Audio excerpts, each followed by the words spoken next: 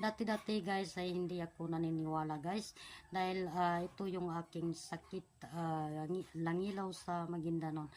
Pero yung sinubukan ko na lagi akong umiinom nito guys, mangga na pinapakuluan ko lang siya ng mainit na tubig, ay nawawala na yung aking sakit sa mata guys, at saka connected sa aking ulo guys.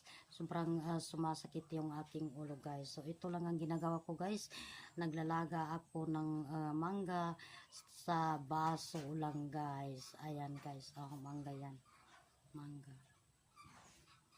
Ayan guys. So hindi ko pa ito guys ginagawa guys ay halos araw-araw ay sumasakit ang aking ulo. Pero yung sinubukan ko ay nawawala na yung aking sakit na ulo. Minsan lang sumasakit. So ito na guys ang gamot sa ating pagka langilaw guys. Thanks for watching.